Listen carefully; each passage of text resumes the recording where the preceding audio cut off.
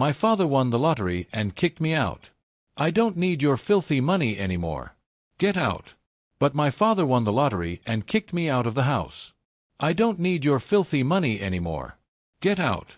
But when I saw the lottery ticket, I burst out laughing because the ticket was, "My name is Jake. I'm 28 years old, and until recently, I lived with my parents, Linda and Robert, in a modest house in a quiet city neighborhood. It wasn't always like this. Of course, there was a time when we were a close-knit family, the kind that sits down to eat together and laughs at the silliest things. But life takes unexpected turns. And what started as a gesture of love and responsibility on my part ended up turning into a nightmare I never saw coming. It all began when my parents lost their jobs. My dad, Robert, worked as a mechanic in a workshop that closed down due to the economic crisis. My mom, Linda, was a receptionist at a small company that also went bankrupt. From one day to the next, they were left without an income, without savings, and worst of all, without a pension to support them. I, who at that time had a stable job as an accounting assistant at a medium-sized company, became the sole breadwinner of the house. I didn't complain. They were my family, and I felt it was my duty to help them. Besides, at first, everything seemed to be going well. I paid the rent, the bills for electricity, water, internet, food, everything. I even made sure they didn't lack for anything from the coffee my mom loved so much to my dad's blood pressure pills. They were grateful, of course. My mom would hug me and tell me I was an angel sent from heaven. My dad, more reserved, would pat me on the back and murmur, "Thanks, son." I felt I was doing the right thing, what any son would do for his parents. But things began to change slowly, almost without me noticing. It all started when I got a promotion at work. I was given the position of accounting analyst with a salary increase that, while not a fortune, allowed me to live a little more comfortably. One night during dinner, I excitedly told my parents about it. I thought they would be happy for me, that we would celebrate this small achievement together, but that's not what happened. My mom smiled, but it was a forced smile, the kind that doesn't reach the eyes. My dad, for his part, barely looked up from his plate and said something like, "That's great, Jake. Let's see how long it lasts." It was a strange comment, but I didn't pay it any mind. I thought he was just tired or in a bad mood. Over time, these attitudes became more frequent. Every time I mentioned something positive about my job, a bonus, a new project, a compliment from my boss, I felt the atmosphere in the house grow heavier. My dad started making sarcastic comments like, "Look at Mr. Important. Now he's really going to look down on us." My mom, though she didn't say much, would nod or stay silent as if she agreed. I didn't understand what was happening. Weren't they supposed to be happy for me? I wasn't bragging. I was just sharing my life with them as I had always done. The relationship grew cold. There were no more long chats in the living room or shared laughter. When I came home from work, I'd find them watching television in silence or shut away in their room. If I tried to talk to them, they would answer me in monosyllables or with curt phrases. "I'm tired, Jake. Leave me alone," my dad would say. My mom, on the other hand, always had an excuse. "Not now. I'm busy." But busy with what? They didn't work. They didn't leave the house. They had no responsibilities beyond basic household chores. Which, by the way, I also helped with when I came home exhausted from work. What hurt the most was feeling like they treated me as a stranger, as if my presence in the house was a nuisance. I tried talking to them a couple of times, asking if something was wrong, if I had done something to upset them, but they always told me the same thing. "Nothing's wrong, Jake. You're exaggerating." And like a fool, I believed them. I wanted to believe that everything was fine, that it was just a phase, that we would soon go back to being the family we used to be. But then the money issues started. I have always been organized with my finances. I'm not one to spend without control, and although my salary wasn't a fortune, it was enough to cover the household bills and save a little. I kept some cash in a small box on my nightstand. Not much, just a few loose bills and coins for small expenses like transportation or an occasional outing with friends. One day, I noticed a couple of 20-peso bills were missing. I didn't think much of it. I thought maybe I had spent them and forgotten, but then it happened again. A week later, 50 pesos were missing and then 100. I started to worry. At first, I didn't want to suspect my parents. I felt guilty just thinking about it. They were my parents. How could I imagine they were stealing from me? But the amounts kept increasing, and it didn't make sense. No one else entered my room, and I always closed the door when I left for work. I decided to run a test. I counted exactly how much money was in the box before I left for work and checked it when I got back. That day, 200 pesos were missing. My heart sank. I couldn't ignore it anymore. One night after dinner, I gathered the courage to ask them. I didn't want to sound accusatory, so I tried to be as careful as possible. Hey, have either of you taken any money from my little box? I'm not saying you did it on purpose, but I've noticed I'm missing some cash. The silence that followed was so heavy I felt the air grow thick. My dad looked at me with narrowed eyes as if I had just slapped him. What are you implying, Jake? That we're thieves? My mom stood up dramatically, placing a hand on her chest. How dare you say such a thing after all we've given you? I was stunned. I tried to explain that I wasn't accusing them, that I just wanted to understand what was happening, but they wouldn't let me speak. My dad raised his voice. You're ungrateful. You live in our house, eat our food, and now you call us thieves. My mom started to cry, saying she couldn't believe her own son thought so poorly of them. It was as if they had rehearsed the scene. I felt so bad that I ended up apologizing, even though deep down I knew something wasn't right. After that, I decided not to keep money in the box anymore. I started carrying the cash with me or depositing it in a bank account. I didn't want any more conflict, but the mistrust had already settled in. And although I wouldn't admit it out loud, I was beginning to realize that my parents were not the people I thought they were. A few months later, I saw something that gave me a clue as to what was happening. One afternoon, coming home from work, I stopped by the corner store to buy something to eat. There was my dad at the counter buying lottery tickets. Not one or two, but a handful. He held them in his hand, looking them over with a smile I hadn't seen on his face in months. I stood in the doorway watching him. Where had he gotten the money to buy so many tickets? In that moment, everything clicked into place. The money that went missing, the strange attitudes, the sarcastic comments. My dad had become addicted to gambling. I didn't say anything. I didn't want another confrontation, but in my head, it all made sense. He was using my money to feed his lottery obsession. I felt betrayed, but also helpless. What could I do? Kick them out of the house that I myself was paying for? Stop helping them and watch them fall into misery? Despite everything, they were still my parents. I still loved them, or at least I wanted to cling to the idea that we could be a family again. The weeks passed and the situation at home didn't improve. My dad continued with his cold and distant attitude. My mom barely spoke to me, and I felt more and more like an intruder in my own home. I worked all day, paid all the bills, and still felt like it wasn't enough for them, that it would never be until the day that changed everything. It was a Friday night. I had had an exhausting day at the office, and all I wanted was to get home, eat something, and rest. But when I opened the door, I heard a shout that made me stop in my tracks. It was my dad, Robert, yelling with joy as if he had won a world championship. I ran into the living room and saw him hugging my mom. Both of them laughing and jumping like children. "I did it, Linda. I did it," he shouted. My mom hugged him with tears in her eyes, saying, "We're not going to be dependent anymore. It's over." I stood in the doorway completely confused. "What's going on?" I asked. My dad turned to me, and for the first time in months he looked me directly in the eyes.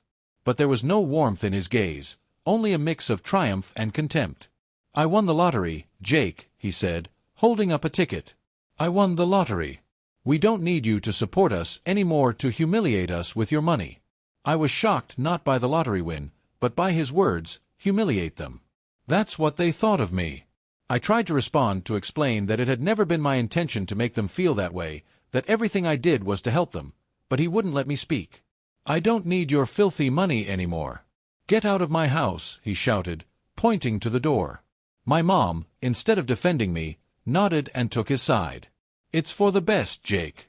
We don't need you anymore." I couldn't believe what I was hearing.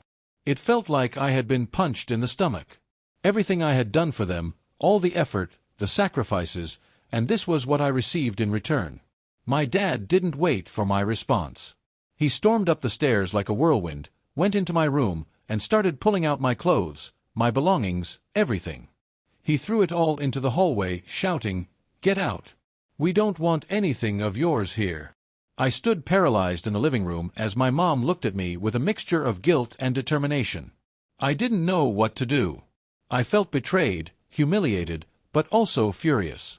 It was then that my eyes fell on the lottery ticket my dad had left on the table. I picked it up more out of curiosity than anything else, and then I saw it. I couldn't help it. I started to laugh. At first, it was a low chuckle, but it soon turned into a full-blown laugh that I couldn't control. My mom looked at me confused. "What's wrong with you, Jake? Why are you laughing?"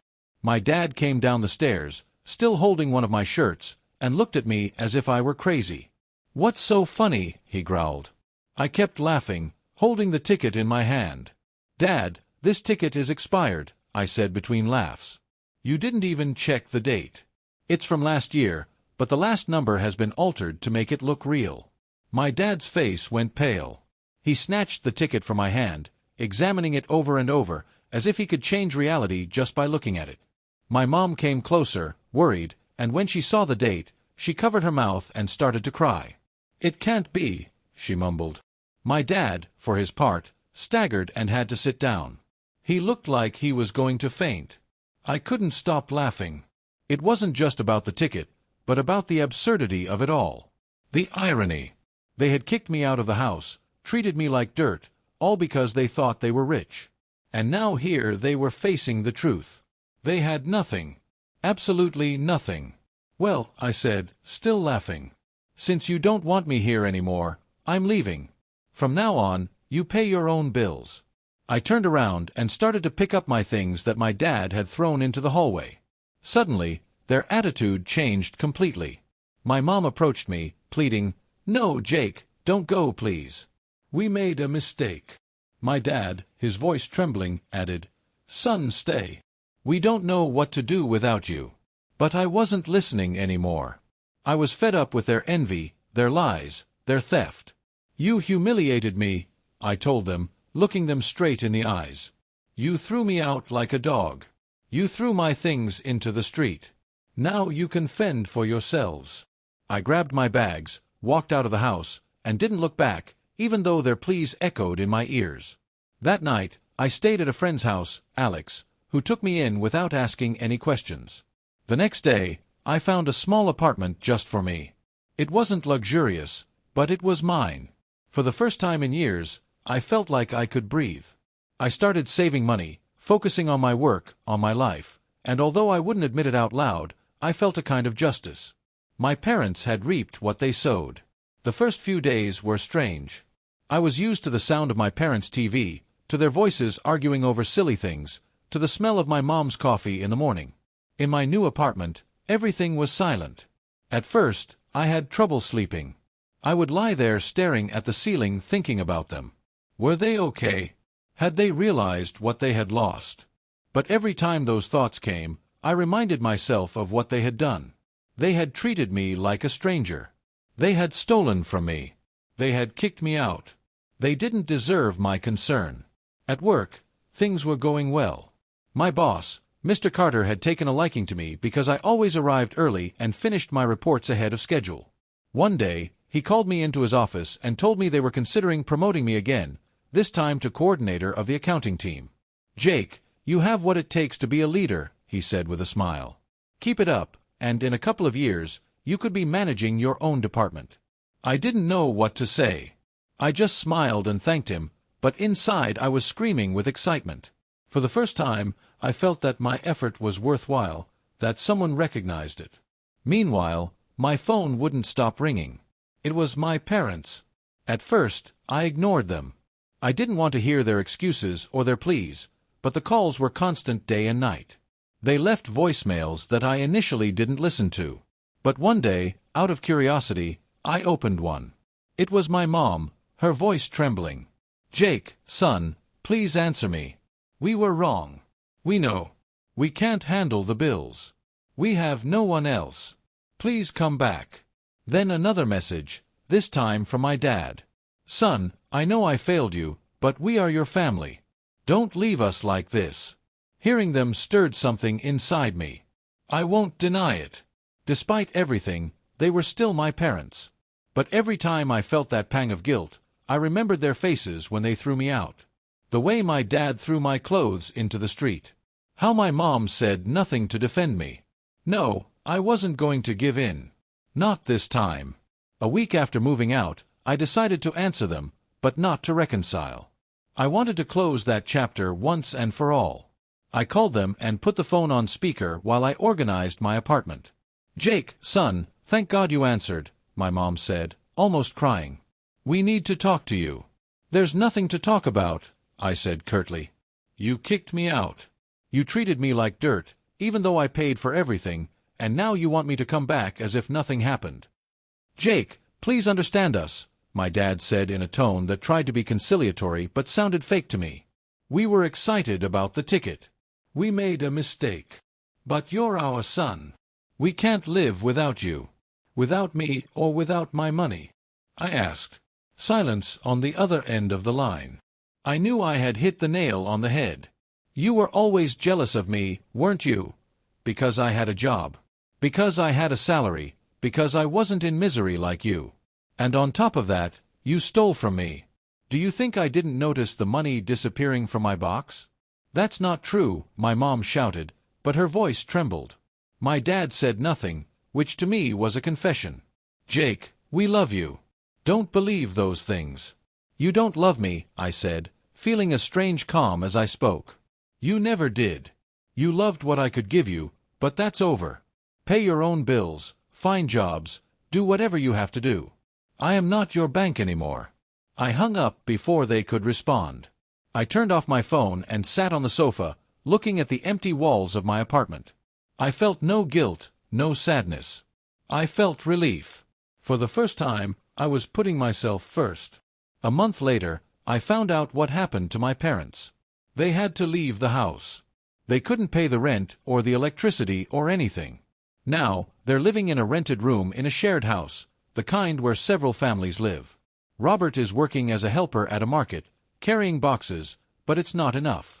And Linda is cleaning houses. I felt a pang in my chest, but it wasn't sadness. It was a mix of anger and something I couldn't quite name. Satisfaction, perhaps.